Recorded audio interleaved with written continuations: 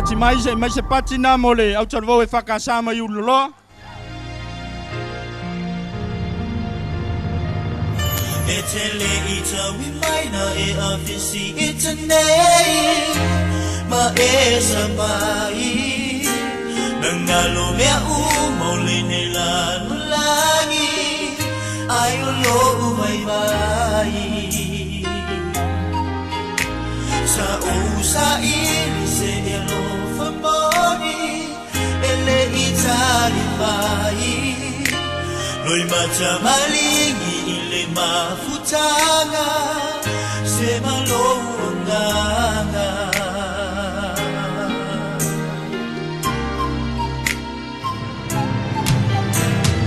etele ila uai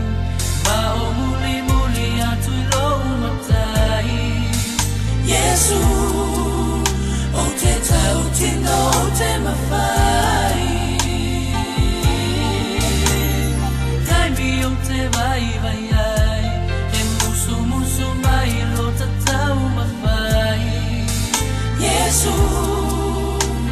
o ia o te malosi ai tulai mai o si o uola vai vai e saunga lehu i a o lo matai o te malu ai i whai ngata e o mai so mai le samio pita le ai maso fefe yona tinga ola na tausima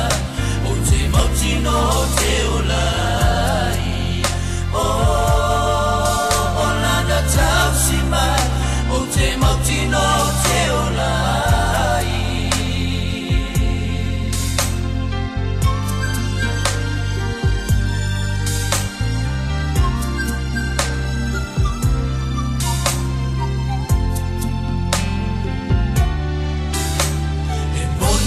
vai fai ngata le ola na nei maona ua puna ai o te tu ma apa tu ya Yesu pe angi mai afa ule nei la lola i maona tinga Yesu o te maua le file mu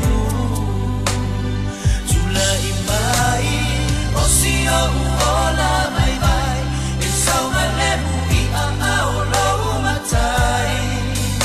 o te malu ai i whai ngata e o mai so mai le samio pita le ai maso fefe yona tinga o lana tausi mai